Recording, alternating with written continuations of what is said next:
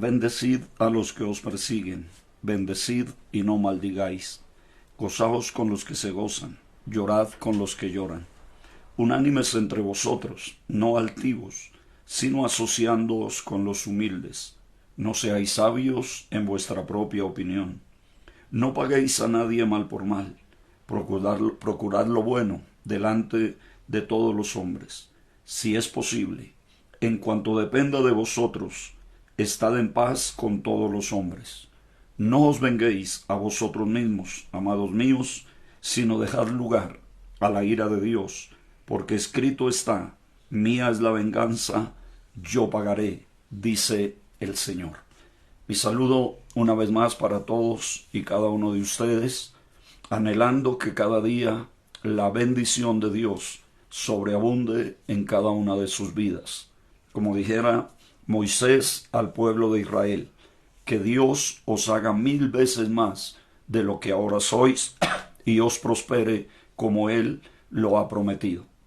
Continuamos nuestra meditación, nuestro comentario, nuestra reflexión acerca de los dones espirituales, considerando en esta ocasión aquellos dones que hace mención de ellos el apóstol Pablo en el capítulo 12 de la carta a los romanos. Pero siempre debemos tener en cuenta el contexto, la secuencia en la cual los escritores escribieron lo que escribieron. ¿De qué estaba hablando el apóstol Pablo? La carta a los romanos tiene una sección que es netamente doctrinal, que se refiere a la parte doctrinal de la iglesia.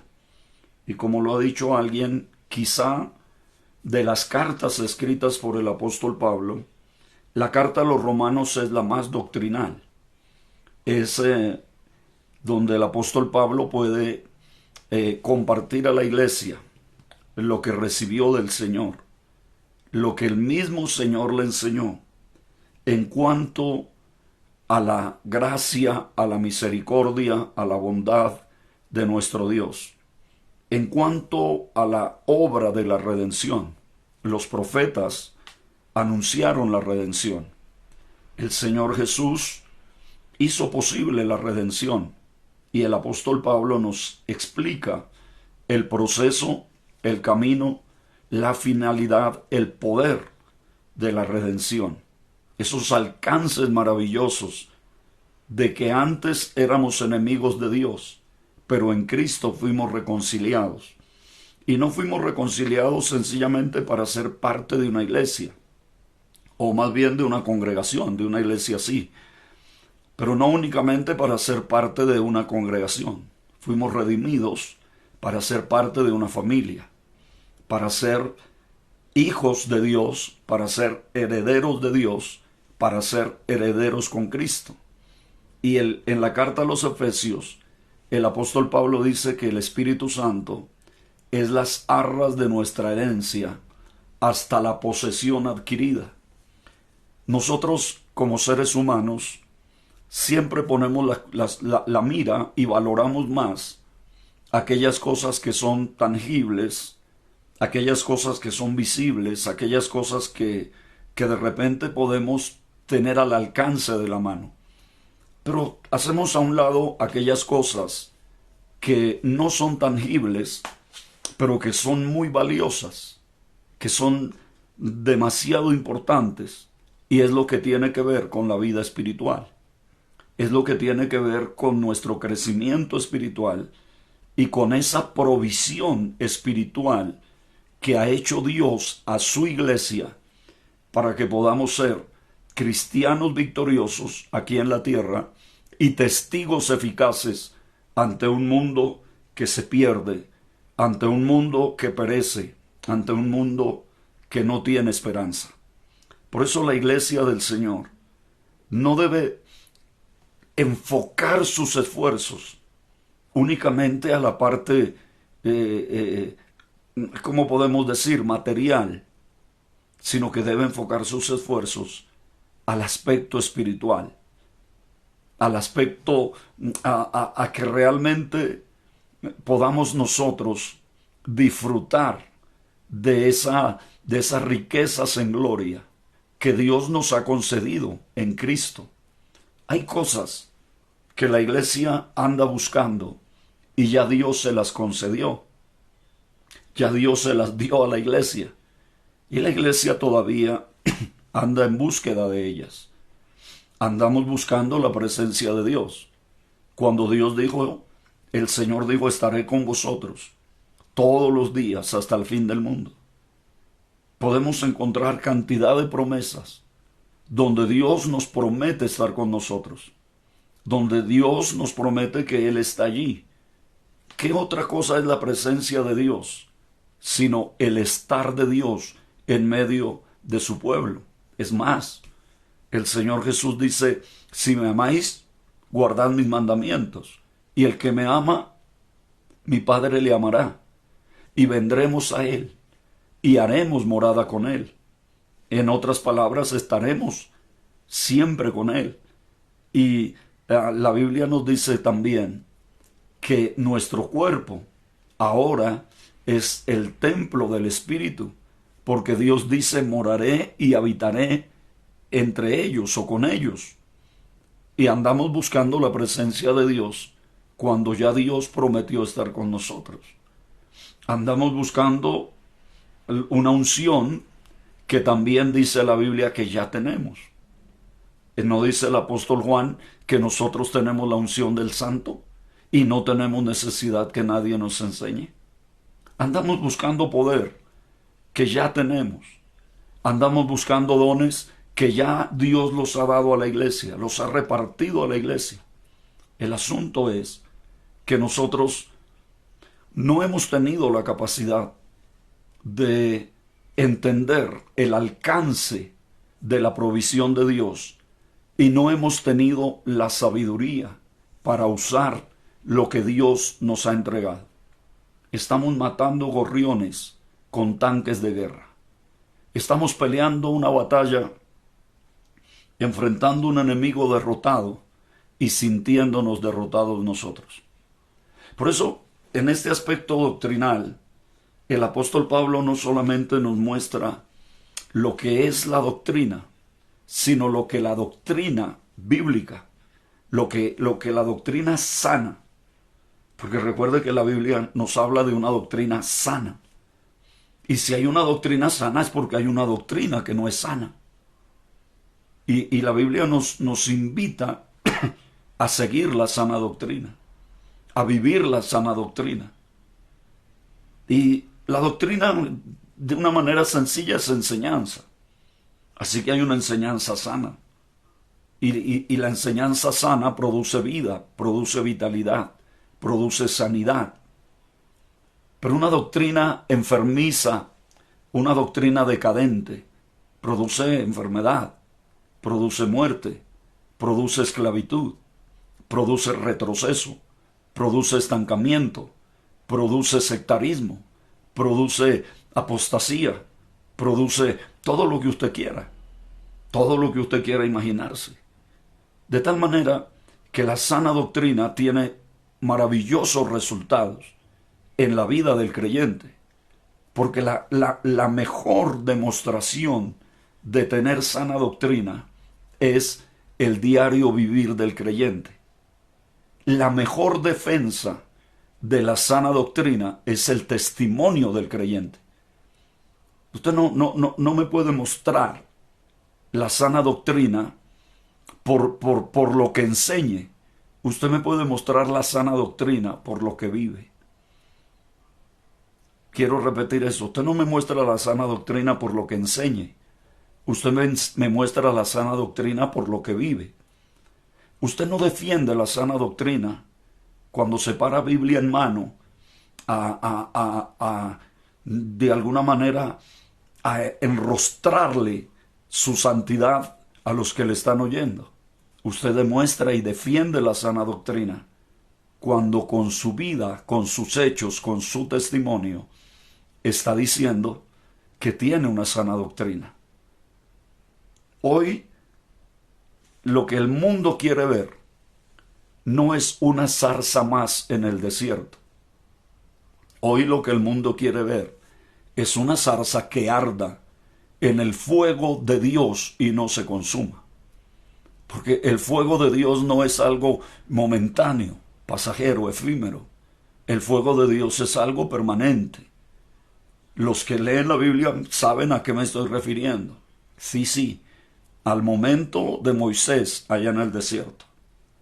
De tal manera que el Espíritu Santo, dice el apóstol Pablo, es las arras de nuestra herencia, hasta la posesión adquirida. Y si la gloria de Dios a través del Espíritu Santo en la iglesia es maravillosa, y solo son las arras, imagínense la herencia. Imagínense lo que Dios ha preparado para aquellos que le aman, para aquellos que le honran y le sirven. Por eso dice Pablo, así que hermanos, os ruego por las misericordias de Dios, que presentéis vuestros cuerpos en sacrificio vivo, santo, agradable a Dios, que es vuestro culto racional. Es vuestro culto, aquí pudiéramos decir dos cosas, racional, de la razón. El culto a Dios no es una locura. El culto a Dios no es un desenfreno. El culto a Dios no es una demostración de energía humana, ¿cómo se le puede llamar a eso? No. Dios no requiere que usted deje salir todo el potencial de energía humana que hay en usted. El culto a Dios debe ser un culto racional. Debe ser, dice la Biblia, que cantemos a Dios, pero que cantemos con inteligencia. El culto a Dios debe ser un culto donde Dios sea glorificado, un culto reverente, donde si Dios quiere tomarse el culto y hacer lo que Él quiera, amén. Pero no es un despliegue de fuerza física en un culto, es un despliegue de gloria y de poder de Dios. No nos conformemos a este siglo. No nos amoldemos, no nos dejemos, no tomemos la forma. Y aquí sí que podemos decir bastantes cosas. Porque generalmente la iglesia va tomando la forma del mundo. Va dejándose moldear, va dejándose formar, va dejándose conformar por aquello que le rodea. Entonces el mundo nos está hablando de algunos aspectos que son propios del mundo, que son propios de quien no conoce a Dios. Recuerde lo que dice el apóstol Pablo, que el Dios de este siglo cegó el entendimiento de los incrédulos para que no les resplandezca la luz del Evangelio de Cristo. Y hablándole a la iglesia en Filipos, el apóstol Pablo les dice que nosotros debemos resplandecer como luminares en el mundo. No dejarnos formar por el mundo, no tomar la forma del mundo, no tomar el mismo. De hecho, una de las grandes obras de lo que Dios quería hacer con Israel es que Dios quería de entre todas las naciones separar un pueblo para Él. Eso es una de las explicaciones de la santidad. Santidad, que es ser santo, es ser apartado. Dios quería apartar a su pueblo. Y Dios siempre quiso que su pueblo estuviera viviendo entre las naciones, pero siendo diferente a las naciones. Y el Señor siempre ha querido que su iglesia esté entre las naciones, esté entre el impío, esté entre el pecador, pero que la iglesia sea diferente. Cuando la iglesia se deja moldear por el mundo, cuando la iglesia permite que el mundo sea el que le dé la forma, el que le diga cómo vivir, el que le diga cómo estar, el que le diga cómo adorar, el que le diga cómo alabar, el que le diga cómo moverse, el que le diga... La iglesia está perdiendo su enfoque. ¿Cuántas cosas hay que la iglesia de hoy practica que ni siquiera están en la palabra de Dios? ¿Cuántas cosas hay que la iglesia del Señor hoy practica que no las aprendió de Dios, no las aprendió de la Biblia, las aprendió del mundo, de ese mundo que les rodea? aquella expresión del Señor a Jeremías debe hacer eco en nuestros oídos hoy. Conviértanse ellos a ti y tú no te conviertas a ellos. Tal vez usted dice, pastor, ¿y qué tiene eso que ver con los dones espirituales? No tiene mucho que ver. Pero quería decirles estas cosas para que hagamos una reflexión en nosotros. Estos días hablábamos de que cada día hay menos manifestación auténtica de Dios y hay más manipulación. Cada día hay menos manifestación auténtica del Espíritu Santo y cada día hay más manifestación del espíritu humano dentro de la iglesia.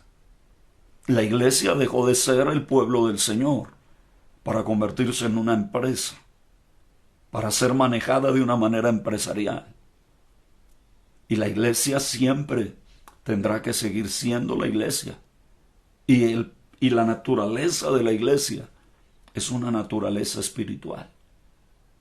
Y no podemos seguir cayendo. Ya estamos escuchando de pastores casados con parejas del mismo sexo. Ya estamos escuchando de cosas así. Y decimos, vivimos en santidad. Y decimos, esta es la iglesia santa. Pero santidad es ser apartados, es ser sacados de allá del lodazal donde estábamos y puestos, como dice el salmista, puso mis pies sobre peña y enderezó mis pasos. Y puso luego en mi boca cántico nuevo, alabanza a nuestro Dios. Y escuché eso, es alabanza a nuestro Dios. No es motivación a la carne, no es motivación a los sentidos. El culto a Dios debe ser un culto espiritual, no un culto sensorial, no un culto emocional, no un culto... Después de estar varios tiempo en un culto moderno de hoy, ¿qué resultado espiritual hay en la vida de aquellos que estuvieron en ese culto? Por no decir cuántas otras cosas están pasando. Pero interesante, dice que no nos conformemos a este siglo, sino que nos transformemos por medio de la renovación de nuestro entendimiento, para comprobar cuál es la buena voluntad de Dios, agradable y perfecta. Así comienza este texto, este pasaje, y allí en ese texto el apóstol Pablo va a incluir algunos dones que muchas veces se podrían decir dones olvidados. Permítame hacer mención de ellos. Versículo 6 de Romanos 12 dice, de manera que teniendo diferentes dones, según la gracia que nos ha sido dada, si el de profecía, úsese conforme a la medida de la fe, o si de servicio, en servir, o el que enseña en la enseñanza, el que exhorta en la exhortación, el que reprende con liberalidad, el que preside con solicitud, el que hace misericordia con alegría. Allí Pablo incluye también algo. El amor sea sin fingimiento, aborrecer lo malo, seguir lo bueno.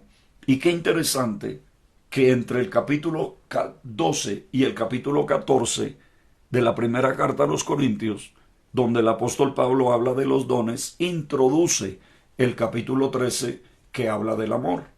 Y aquí finalmente Pablo también hace lo mismo, porque luego de hablar acerca de los dones, dice que el amor sea sin fingimiento, y ese amor sincero nos debe llevar a aborrecer lo malo, pero a seguir lo bueno. El problema es que muchos aborrecen lo malo, pero tampoco siguen lo bueno. Es que muchos son enemigos de lo malo, pero no son amigos de lo bueno. Por eso hay tanta gente resentida en las iglesias. Por eso hay tanta gente criticando dentro de la iglesia. Aborrecen lo malo, maravilloso, pero no son capaces de ver lo bueno. No son capaces de ver la obra de Dios. No son capaces de entender que la obra del Señor está en el proceso de la perfección. y que cuando la trompeta suene y juntos en gloria, con un cántico nuevo en nuestra boca, con un sentimiento de gratitud en el corazón, cara a cara veamos al Rey del cielo, entonces el proceso habrá llegado a su fin y ya nadie nos separará de nuestro amado y maravilloso Salvador. Tú eres parte de la iglesia.